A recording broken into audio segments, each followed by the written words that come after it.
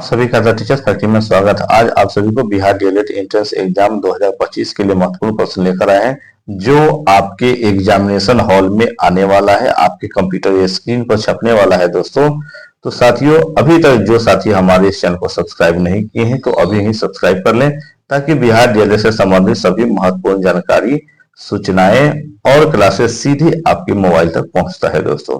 तो आइए आज के क्लास को में ले चलते हैं आपको। आज तारीख हो गया 5/3/2025। तो सावधान हो जाए, तैयार हो जाए, क्योंकि आपका एग्जाम होली बाद तुरंत होगा दोस्तों। और ये एक छोटा सा सूचना ये है, पढ़ोगे तो बढ़ोगे। जी हाँ दोस्तों, आप बिल्कुल सही समझ रहे हैं। जो आदमी पढ़ेगा वही तो आगे परीक्षा क्रैक कर पाएगा, वही तो आगे टीचर बन पाएगा, वही तो सरकारी कर्मी बन पाएगा दोस्तों। तो आप मन लगा के पढ़े, ध्यान से पढ़े, अभी ही पढ़े दोस्तों। डर के आगे जीत है। जी हाँ साथियों, बिल्कुल आप सही समझ रहे हैं। डर बिल्कुल नहीं करना है आपको, पूरा मन लगा के पढ़ना है। तो आइए आज के क्लास में ध्यान से देख लीजिए पहला नंबर प्रश्न। और इस सेशन को शुरू करने से पहले एक लाइक अवश्य कर दीजिए और इस सेशन को शेयर भी करें। चलिए, पहला नंबर प्रश्न है, रिक्त स्थान को भरने के लिए उपयुक्त शब्द का चयन करें। बागों में डैश खिलते हैं। जी हाँ साथियों, बागों में क्या खिलते हैं? ए पक्षी, बी लड़के, सी भौरे और डी फूल। आंसर हो जाएगा डी यानी फूल। प्रश्न नंबर दूसरा है, दिए गए वाक्य का वह भाग ज्ञात करें जिसमें कोई त्रुटि है। त्रुटि यानी गलती। विज्ञान के युग ने समय की महत्व बहुत बढ़ा दिया है। ए विज्ञान के, बी समय की महत्व, सी युग ने और डी बहुत बढ़ा दिया है। और इसका जो आंसर हो जाएगा ऑप्शन नंबर बी यानी समय की महत्व। और ये यहाँ पे गलत है। आगे है प्रश्न नंबर तीसरा। तीसरा में दिया है, निम्नलिखित में से उस विकल्प का चयन करें जो हरी झंडी दिखाना मुहावरे का अर्थ व्यक्त करता है। ए हरियाली होने का संकेत होना, बी पीछे चलने का संकेत देना, सी आगे बढ़ने का संकेत देना और डी पीछे होने का संकेत देना। और इसका आंसर हो जाएगा ऑप्शन नंबर सी यानी आगे बढ़ने का संकेत देना। प्रश्न नंबर है 4, दिए गए शब्द का विलोम चुने। दिया हुआ शब्द क्या है? निशा, और इसका विलोम चुनना है यानी उल्टा चुनना है। तो ऑप्शनों को ध्यान से देख लीजिए। ए में दिया हुआ दिशा, बी दशा, सी दीवा और डी दवा। और आंसर हो जाएगा सी यानी दीवा। प्रश्न नंबर है 5, निज भाषा उन्नति अहे सब उन्नति को मूल। पंक्ति किसकी है? यानी ये जो पंक्ति लिखी गई है किसने लिखा है? ए मैथिली शरण गुप्त, बी जगन्नाथ शरण रत्नाकर, सी भारतेंदु हरिश्चंद्र या डी रामधारी सिंह दिनकर। और इसका आंसर हो जाएगा सी यानी भारतेंदु हरिश्चंद्र। अब है प्रश्न नंबर 6। 6 में क्या दिया है? सभी प्रश्न महत्वपूर्ण है, अंत तक अवश्य देखिए। शोभित कर नवनीत लिए घुट रूनी चलत रेणुतन मंडित मुख दधि लेप लिए। इस पंक्ति में कौन सा रस है? और ए में दिया श्रृंगार, बी हास्य, सी करुण और डी वात्सल। और इसका आंसर हो जाएगा ऑप्शन नंबर डी यानी वात्सल। प्रश्न नंबर है अब 7, निम्नलिखित किस वाक्य में आकर्मक क्रिया है? और इसके लिए आपको 4 ऑप्शन मिल जाते हैं। ए गेहूं पीस रहा है, बी मैं बालक को जगवाता हूं, सी मदन गोपाल को हंसा रहा है और डी रामपत्र लिखता है। और इसमें आंसर हो जाएगा ऑप्शन नंबर ए गेहूं पीस रहा है। 7 के बाद अब अगला प्रश्न देख लीजिए। 8वां नंबर प्रश्न है, ध्यान से देखिए। 8वां नंबर प्रश्न में है, सही वाक्य का चयन कीजिए। इसमें से 4 यहाँ पे वाक्य दिया गया है, चारों वाक्य को ध्यान से देख लीजिए और इसमें सही वाक्य कौन सा है आपको सिर्फ बता देना है।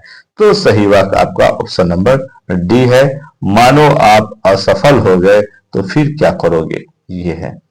चलिए, प्रश्न नंबर है 9वां। 9वां नंबर प्रश्न क्या है? नीचे एक वाक्य दिया गया है, उसमें एक कालंकित शब्द है, कालंकित शब्द का अर्थ बताएं। कौन सा शब्द का? तो कालंकित शब्द का। लिख रहे हैं, वह मनुष्य कृतघ्न है। ए में दिया है पापी, बी है दुराचारी, सी कामचोर और डी एहसान फरामोश। और इसका आंसर हो जाएगा ऑप्शन नंबर डी यानी एहसान फरामोश। प्रश्न नंबर अब 10 देख रहे हैं आप। नीचे लिखे वाक्य के लिए उपयुक्त शब्द बताइए। किसी के गुण दोषों का सम्यक रूप से विवेचन। क्या दिया है? किसी के गुण दोषों का सम्यक रूप से विवेचन। तो ये क्या कहलाएगा? ए अनुवाद, बी समालोचना, सी आलोचना और डी प्रत्यालोचना। और इसका जो आंसर हो जाएगा ऑप्शन नंबर बी यानी समालोचना। अगर आप समझ रहे कि हिंदी आसान है, बिना पढ़े हुए हम निकाल लेंगे एग्जाम, तो ये आपका भूल है। रोजाना क्लास करें, आपका हिंदी भी मजबूत हो जाएगा, बाकी विज्ञान और सोशल साइंस सभी मजबूत हो जाएगा दोस्तों। चलिए अगला नंबर प्रश्न है, 11 नंबर प्रश्न है, पैर फैलाकर सोना मुहावरे का सही अर्थ चुनिए। क्या होगा? तो इसके लिए आपको 4 ऑप्शन सामने मिल जाता है। ए निश्चिंत होकर सोना, बी दूसरों की उपेक्षा करना, सी सुविधा पूर्वक सोना और डी गहरी निद्रा में सोना। आंसर हो जाएगा ए यानी निश्चिंत होकर सोना। प्रश्न नंबर है 12, मनमाना शब्द का समास बताइए। मनमाना जो शब्द है उसमें कौन सा समास है? उसके लिए 4 ऑप्शन है। ए द्वंद्व, बी नए तत्पुरुष, सी कर्मधारय या डी अव्ययी भाव। आंसर हो जाएगा डी यानी अव्ययी भाव। प्रश्न है अब 13, प्रिय व मेरा प्राण प्यारा कहाँ है, दुख जल निधि में डूबी का सहारा कहाँ है। तो उपयुक्त पंक्ति में कौन सा रस है? इसमें आपको बता देना है। ऑप्शन इसमें 4 है। ए श्रृंगार, बी रौद्र, सी करुण और डी शांत। आंसर हो जाएगा सी यानी करुण। चलिए 13 के बाद 14वां नंबर प्रश्न को भी ध्यान से देखिए। मोह सम कौन कुटिल खल कामी उपरोक्त पंक्ति में कौन सा अलंकार है? ए उपमा, बी उत्प्रेक्षा, सी वक्रोक्ति या डी इनमें से कोई नहीं। और इसका जो आंसर हो जाएगा साथियों दोस्तों ऑप्शन नंबर सी यानी वक्रोक्ति। प्रश्न है अब 15, हनुमान की पूंछ में लगन न पाई आग, लंका शीघ्र जल गई, गए निशाचर भाग। उपयुक्त पंक्ति में कौन सा अलंकार है? ए रूपक, बी श्लेष, सी अतिशयोक्ति और डी विरोधाभास। और 15 का आंसर है सी अतिशयोक्ति। प्रश्न 15 के बाद अगला प्रश्न देखिए। और जो साथी अभी तक हमारे इस चैनल को सब्सक्राइब नहीं किया, अभी सब्सक्राइब कर लें ताकि इस तरह की महत्वपूर्ण जो क्लासेज है सीधे आपके मोबाइल तक पहुंचे। प्रश्न 16 है, गुरु पद रज मृदु मंजुल मंजन, नयन अमित दृग दोष विभंजन, ते ही करी विमल विवेक विलोचन, बर नऊ रामचरित भव मोचन। उपयुक्त छंद किस प्रकार के हैं? ए चौपाई, बी हरिगीत का, सी कुंडलिया और डी दोहे। और 16 का आंसर है साथियों ऑप्शन नंबर ए यानी चौपाई। प्रश्न है अब 17, जानकी जीवन जन है, जरी जाओ जो जी जो जांचत और ही। उपयुक्त पंक्ति उपयुक्त छंद किस प्रकार के हैं? तो ए में दिया है चौपाई, बी सवैया, सी उल्लास और डी सोठा। आंसर हो जाएगा ऑप्शन नंबर बी यानी सवैया। अब है 18 प्रश्न, वाक्य खंड का उपवाक्य के कितने भेद हैं? ए 3, बी 2, सी में है 4 और डी में है 8। आंसर हो जाएगा बी यानी 2। प्रश्न है 19, ट का उच्चारण स्थान है। ए कंठ या कंठ, बी मूर्धन्य या मूर्धा, सी दंत या दांत और डी है ओष्ठ या ओष्ठ। तो इसका जो आंसर होगा ऑप्शन नंबर बी हो जाएगा यानी मूर्धन्य यानी मूर्धा। आप ट बोल के देखिए, आपका जुबान ऊपर देखिए टच होता है यानी मूर्धा में। चलिए प्रश्न नंबर है 20 को भी ध्यान से देखिए, सभी प्रश्न महत्वपूर्ण है, अंत तक बिल्कुल देखिए।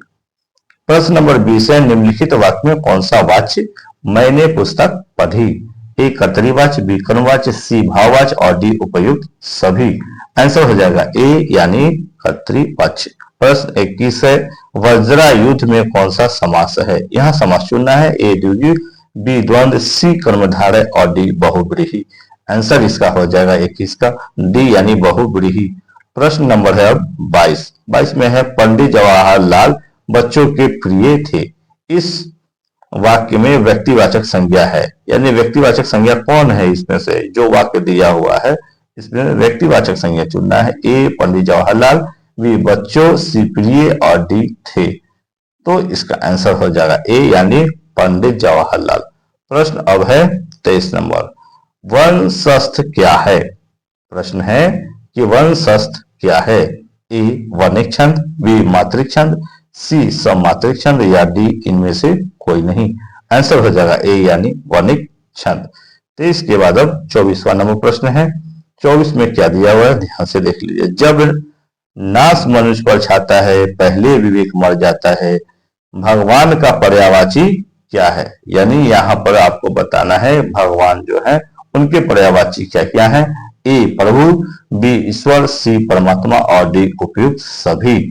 और इसका आंसर हो जाएगा साथियों 24 नंबर का ऑप्शन नंबर डी यानी उपयुक्त सभी। भगवान को हम लोग प्रभु, ईश्वर, परमात्मा, अल्लाह, गॉड सब कहते हैं ना दोस्तों। चलिए अब है 25 नंबर प्रश्न। दो वर्णों के मेल से होने वाले विकार को क्या कहते हैं। ए संधि, बी समास, सी उपसर्ग और डी प्रत्यय। और आंसर होगा ऑप्शन नंबर ए यानी संधि। और दोस्तों ये आपका प्यारा चैनल है, अगर अभी तक आपने अपने इस चैनल को सब्सक्राइब नहीं किया है तो सब्सक्राइब कर ले, वीडियो को शेयर अवश्य करें और लाइक अवश्य कर दे दोस्तों। चलिए अब प्रश्न नंबर है अगला, जो कि यहाँ से विज्ञान का शुरू होता है, इसे ध्यान से देख लीजिए। पानी का अधिकतम घनत्व किस तापमान पर होता है। A 100 degree Celsius, B 8 degree Celsius, C 4 degree Celsius और डी 0 डिग्री सेल्सियस। तो इसका आंसर क्या होगा। इसका आंसर हो जाएगा सी यानी 4 डिग्री सेल्सियस। प्रश्न है अब 72। आग बुझाने में किस गैस का प्रयोग होता है। A carbon monoxide, B carbon dioxide, C sulphur dioxide और डी हाइड्रोजन। और इसका आंसर हो जाएगा बी यानी कार्बन डाइऑक्साइड। अब देख लीजिए प्रश्न नंबर है 73। निम्नलिखित में कौन सा फल नहीं है। बस आपको चुनना है कि कौन नीचे में जो दिया हुआ फल नहीं है। ए नारियल, बी आम, सी है चिलगोजा और डी व्हीट ग्रेन। और इसमें से जो आंसर हो जाएगा दोस्तों ऑप्शन नंबर सी यानी चिलगोजा। प्रश्न है 74। फ्यूज का तार निम्नलिखित में से किसका बना होता है। ए टीन और लेड, बी कॉपर और जिंक, सी एल्यूमिनियम और कॉपर और डी टीन और ब्रास। 74 का आंसर हो जाएगा ए टीन और लेड। चलिए 74 के बाद अब 75 नंबर प्रश्न भी ध्यान से देख लीजिए क्या दिया हुआ है। 75 नंबर प्रश्न में दिया है प्लास्टर ऑफ पेरिस किससे बनाया जाता है। ए कॉपर, बी लेड, सी जिप्सम और डी लाइम। आंसर हो जाएगा ऑप्शन नंबर सी यानी जिप्सम। प्रश्न अब है 76। बर्फ के साथ नमक को मिलाने पर इसके गलनांक पर क्या प्रभाव पड़ता है। ए वह 0 डिग्री सेल्सियस से कम हो जाता है, सी वह 0 डिग्री सेल्सियस से अधिक हो जाता है, सी 0 डिग्री सेल्सियस पर ही रहता है या डी पहले 0 डिग्री सेल्सियस से कम होता है फिर बढ़ जाता है। और 76 का आंसर हो जाएगा ए यानी वह 0 डिग्री सेल्सियस से कम हो जाता है। आइए 76 के बाद अब 77 नंबर प्रश्न को देखिए। निम्नलिखित में से कौन सी गैस चांदी की सतह को काला कर देती है। A hydrogen sulphide, B carbon dioxide, C oxygen और डी हाइड्रोजन। आंसर इसका होगा ऑप्शन नंबर ए यानी हाइड्रोजन सल्फाइड। 78 में है दूध खट्टा होने का क्या कारण होता है। ए एसिटिक अम्ल बनने के कारण, बी एस्कार्बिक अम्ल बनने के कारण, सी नाइट्रिक अम्ल बनने के कारण या डी लैक्टिक अम्ल बनने के कारण। आंसर हो जाएगा डी यानी लैक्टिक अम्ल बनने के कारण। अब है 79। घेंघा यानी ग्वाइटर किस ग्रंथि के बढ़ने के कारण होता है। आपने कभी किसी को देखा होगा घेंघा हो गया तो किस कारण होता है। ए अपटू ग्रंथि, बी दिया है परावटू, सी आदिवृक और डी पीयूषिका। और इसका आंसर हो जाएगा 79 का ऑप्शन नंबर ए यानी अपटू यानी थायराइड ग्रंथि के बढ़ने से। अब है 80 नंबर है एस्प्रिन का रासायनिक नाम क्या है। ए एसिटिक अम्ल, बी ट्राइक्लोरोमीथेन, सी एस्कॉर्बिक अम्ल और डी एसिटाइल सैलिसिलिक अम्ल। और 80 का आंसर हो जाएगा डी यानी एसिटाइल सैलिसिलिक अम्ल। अब है 81। आतिशबाजी में हरा रंग निम्नलिखित में से किसकी उपस्थिति के कारण होता है। A sodium, B magnesium, C barium और डी एस्ट्रांसियम। और इसका आंसर है ऑप्शन नंबर सी यानी बेरियम। ऑप्शन नंबर सी यानी बेरियम के कारण। अब देख लीजिए 82 नंबर प्रश्न है, ध्यान से देखिए।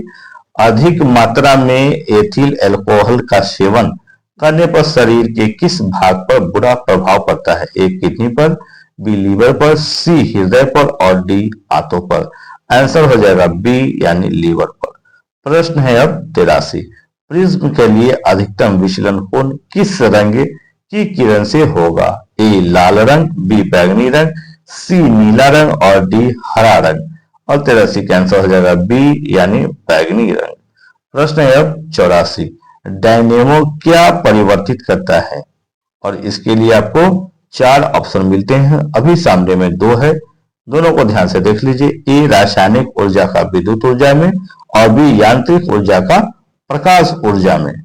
और इसके बाद जो है 2 ऑप्शन और आगे दिया गया है, दोनों ऑप्शनों को भी देख लीजिए। अब ध्वनि ऊर्जा को विद्युत ऊर्जा में और डी में है यांत्रिक ऊर्जा को विद्युत ऊर्जा में।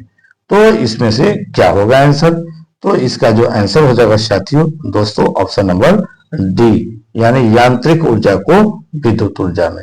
आइए 85 नंबर प्रश्न है, इसे भी ध्यान से देख लीजिए दोस्तों क्या है।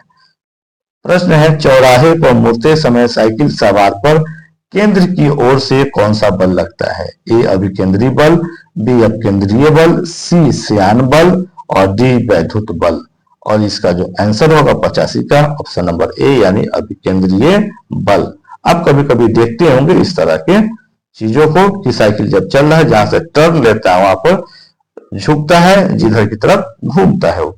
अब 86 नंबर प्रश्न है 1.5 मीटर लंबे व्यक्ति को अपना संपूर्ण प्रतिबिंब देखने के लिए आवश्यक दर्पण की न्यूनतम कितनी लंबाई चाहिए? ए 1.5 मीटर, बी 0.75 मीटर, सी 3 मीटर या डी 2 मीटर। और इसका आंसर होगा ऑप्शन नंबर बी यानी 0.75 मीटर। आइए अब 87 नंबर प्रश्न है अंतरिक्ष यात्रियों को आकाश किस रंग का दिखाई देता है? जी हाँ साथियों, बहुत अच्छा सवाल है। ये अंतरिक्ष यात्री जो है उनको आकाश किस तरह का दिखाई देता है? ए सफेद, बी पीला, सी नीला और डी काला। और 87 का आंसर हो जाएगा डी यानी काला। प्रश्न अब है 88। यदि पिता ए रुधिर वर्ग एवं माता बी रुधिर वर्ग की है तो संतान किस रुधिर वर्ग की होगी? ए, बी, सी और डी। 4 ऑप्शन यहाँ पर दिया हुआ है, चारों ऑप्शनों को ध्यान से देख लीजिए। ऑप्शन हो जाएगा ए यानी ए भी हो सकता है, बी भी हो सकता है, ए भी हो सकता है या ओ रुधिर वर्ग भी हो सकता है। प्रश्न नंबर है 89। शरीर में मास्टर ग्रंथि किसे कहा जाता है? शरीर में मास्टर ग्रंथि किसे कहा जाता है? ए पिट्यूटरी को, बी थाइमस को और इसके अलावा 2 ऑप्शन और है, लेकिन हमारा आंसर यही मिल गया यानी पिट्यूटरी को कहा जाता है मास्टर ग्रंथि। चलिए 89 के बाद हम लोग अगला देखते हैं 99 प्रश्न। 99 प्रश्न दिया हुआ है किस हार्मोन द्वारा हृदय स्पंदन तथा रुधिर दाब बढ़ जाते हैं? ए गैस्ट्रिन, बी एड्रिनेलिन, सी पिट्यूटरी या डी एस्ट्रोजन।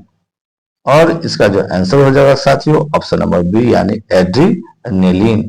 अब यहां से सामाजिक अध्ययन के प्रश्न आते हैं। अभी तक आप हिंदी और विज्ञान के प्रश्न देख लिए। जो साथी अभी तक हमारे इस चैनल को सब्सक्राइब नहीं किए हैं अभी ही सब्सक्राइब कर ले ताकि सभी इस तरह के महत्वपूर्ण क्लासेस सीधे आपके मोबाइल तक पहुंच सके। आइए 91 नंबर प्रश्न है मौर्य काल के दौरान सबसे सामान्य प्रचलित मुद्रा नहीं थी। प्रश्न में है नहीं तो बिल्कुल विशेष ध्यान देने की जरूरत है आपको। ए सुवर्ण, बी कंकिनी, सी निष्क और डी करसन। क्या है? करस्पन। तो ध्यान से देख लीजिए, वर्ड सब जो है पुराने हैं तो इसे भी ध्यान से देखने की जरूरत है। और 91 का जो आंसर हो जाएगा ऑप्शन नंबर सी यानी निष्क। उस समय निष्क नहीं था प्रचलन। आगे प्रश्न है भारत के सबसे प्रसिद्ध शक शासक थे।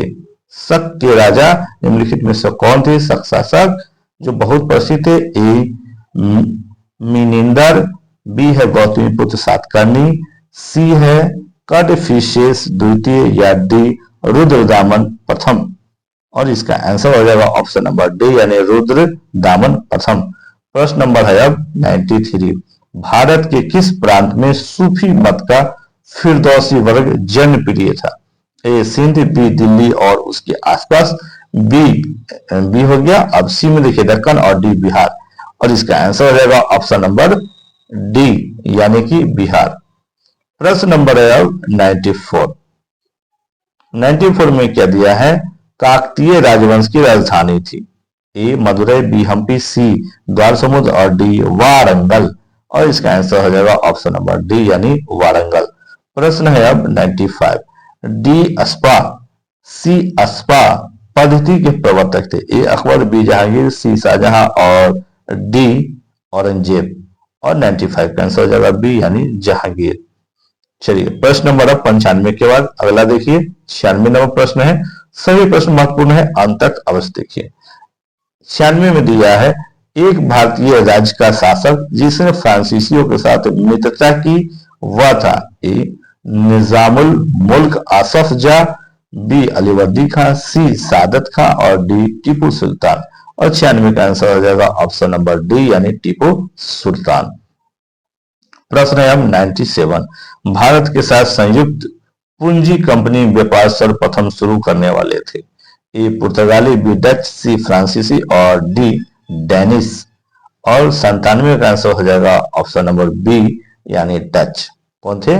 डच। अब है 98 नंबर प्रश्न को देखिए। भारतीय राष्ट्रीय कांग्रेस के प्रथम मुस्लिम अध्यक्ष थे, कौन थे? और इसके लिए आपको 4 ऑप्शन सामने मिल जाता है। ए में है अजमल खां, बी अबुल कलाम आजाद, सी मोहम्मद अली जिन्ना और डी रहीमतुल्ला शियानी। और इसका जो आंसर है ऑप्शन नंबर डी होगा दोस्तों। क्या होगा? Option number D Rahimtulla Sayani. प्रश्न है अगला 99। क्या दिया है? कम्युनिस्ट इंटरनेशनल के प्रमुख के रूप में सर्वप्रथम कौन सा भारतीय निर्वाचित हुआ था? इसके लिए 4 ऑप्शन है। A M N Roy, B P C Joshi, C में है एस ए डांगे और सी डी में है सोहन सिंह जोश। और इसका जो आंसर हो जाएगा ऑप्शन नंबर ए यानी एम एन राय। अब है 100वां नंबर प्रश्न है। निम्नलिखित 4 राजनीतिक दलों में से किसका गठन सबसे पीछे हुआ है? और इसके लिए आप सामने में देख रहे हैं 4 ऑप्शन 4 दिया हुआ है। और इसका जो आंसर हो जाएगा साथियों ऑप्शन नंबर डी भारतीय राष्ट्रीय कांग्रेस। सबसे पीछे इसी का गठन हुआ, बाकी सबका पहले हो चुका था। आइए अब प्रश्न है 101वां। सूर्य कलंक कारण है। 4 ऑप्शन सामने आपको दिया जा रहा है, चारों को देखिए। ए अरोरा बोरियालिस और अरोरा ऑस्ट्रेलिस का, बी है सूर्य की सतह पर चुंबकीय झंझावात का, सी पोलर ओरोरास का और डी उपयुक्त सभी। और इसका आंसर हो जाएगा ऑप्शन नंबर बी यानी सूर्य की सतह पर चुंबकीय झंझावात का। अब है 102 में है एक पार्थिव ग्रह है। 4 ऑप्शन आपको सामने है। ए घना चट्टानी पिंड का ग्रह, बी गैस के कम घनत्व वाले बालों का ग्रह, सी गैस के कम घनत्व वाले बालों का ग्रह यद्यपि उनमें चट्टानी क्रोड रह सकते हैं, और डी इनमें से कोई नहीं। 102 का आंसर हो जाएगा ए यानी घना चट्टानी पिंड का ग्रह। 103 नंबर प्रश्न है। निम्नलिखित में से कौन सा सबसे विध्वंसात्मक है? ए बवंडर, बी तूफान, सी प्रचंड तूफान और डी विली विली। और इसका आंसर हो जाएगा ऑप्शन नंबर बी यानी तूफान। 103 के बाद प्रश्न नंबर अब 104 है। हवा के वास्तविक जलवाष्प की मात्रा को कहते हैं। ए परम आर्द्रता, बी में है औसबुन, सी आपेक्षिक आर्द्रता और डी संघनन बिंदु। और इसका आंसर होगा ऑप्शन नंबर सी यानी अपेक्षित आर्द्रता। प्रश्न अब है 105। प्राणी एवं उद्भिद वर्गों की महत्तम विविधता होती है। 4 ऑप्शन है। ए शीतोष्ण पतझड़ वनों में, बी में उष्ण कटिबंधीय नम वनों में, सी है अत्यधिक रूप से प्रदूषित नदियों में और डी मरुभूमियों में घास के मैदानों में। और इसका आंसर होगा ऑप्शन नंबर बी उष्ण कटिबंधीय नम वनों में। दोस्तों अभी तक इस सेशन को लाइक नहीं किए तो एक लाइक अवश्य कर दे, इससे हमें हौसला मिलता है आपके लिए ये सारे महत्वपूर्ण प्रश्न लेकर आने में। 106 नंबर प्रश्न है। आइसोहाइट वे रेखाएं हैं जो जोड़ती हैं। किसको जोड़ती हैं? 4 आपके ऑप्शन सामने में दिए हुए हैं। आंसर हो जाएगा सी समवर्षा वाली जगहों को। प्रश्न है अब 107। मौसमी प्रव्रजन द्वारा सबसे अधिक अभिलक्षित आर्थिक गतिविधि है। ए बागानी कृषि, बी स्थानांतरण कृषि, सी आखेट एवं संग्रहण या डी यायावरीय झुंड। और 107 का आंसर हो जाएगा डी यानी यायावरीय झुंड।